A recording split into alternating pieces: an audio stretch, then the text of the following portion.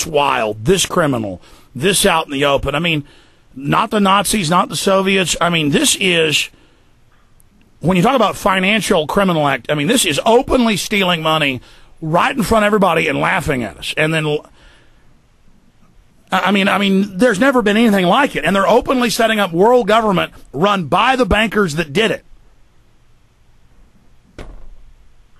Well, I don't know about you, Alex, but I rely a lot on my intuition. And I think when I was listening to you on the election night when Obama got elected, you know, all day I was walking around with that real sinking feeling.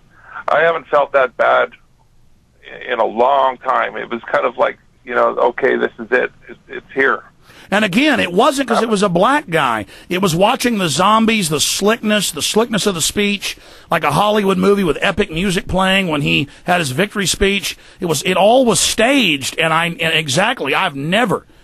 had this feeling of dread now for about 6 months, but it intensified that night, and now it's just resolved to fight it. But yeah, dread. I am dreading what's happening. I appreciate your call. Good points. Let's talk to Rick in Indiana. Rick, you're on the air. There we go. Listen, man, I want to tell you, I went to Barack Obama's speech in South Bend, Indiana, when he came to Washington High School, and the very first thing he did was he congratulated Tim Romer for all the hard work that he did on the 9/11 Commission.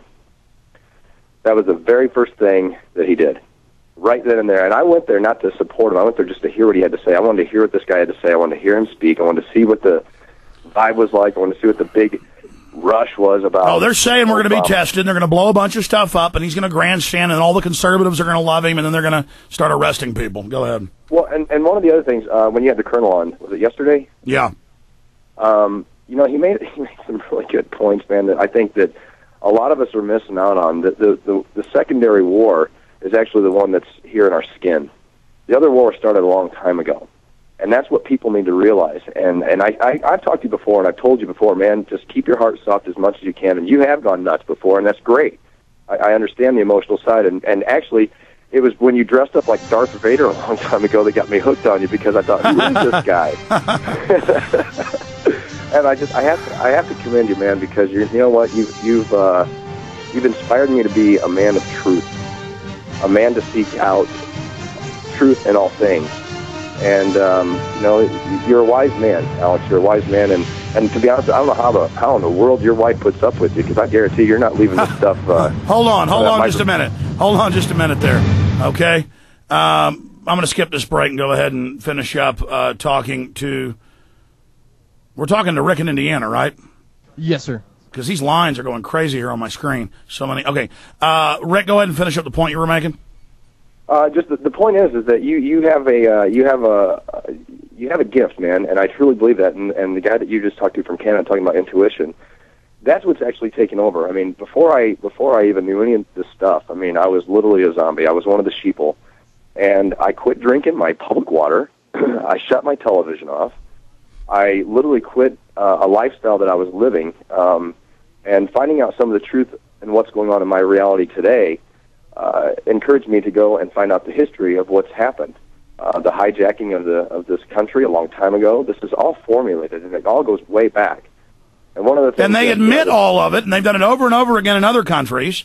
Sure, yeah. Sure. And here's the thing, and you know this: the masses will be deceived. So, and I called you one time. I tried to encourage you. I tried to say to you, man, just listen. Don't let it hurt your heart. And I understand you're passionate for this country, for the people, and for what this idea was, but one of the points that an elderly man made to me one time, and he was a World War II vet, he's dead now, but he made a point to me a long time ago, and I didn't quite understand what he said from the beginning, but he said that we are living on cursed ground in this country. And I thought, why do you say that? And he said, because we stole this country a long time ago. We stole this country from the beginning. We raped and slaughtered a people prior to, this even being a nation.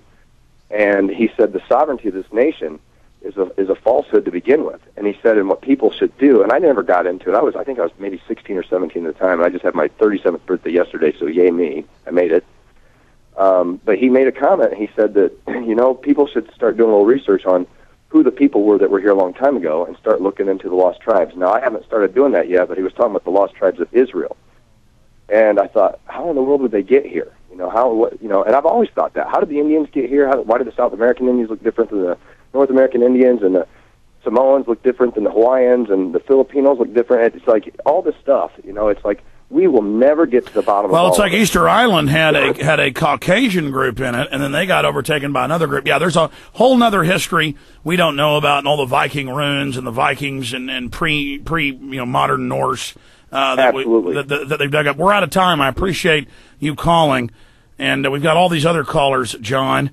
I guess, did I go to Lindsay or did I skip Lindsay? You skipped to Rick. Next is Kyle and PA, and then Lindsay. Just give multi me again. The screen's got too much on it. Okay. Did you find the original one where they introduce and Kucinich goes after him? I sent you the entire thing off cspan.org. I saw you say it's on C-SPAN, but do you have the link? Yeah, I sent you that link. I can resend it to you with the callers, too. And then I'm expecting George Butler to call me back any second now. Let's cancel that because that was a quick thing. Let's move them in tomorrow or something. Okay, I'll tell them we're okay. Yeah, here we go.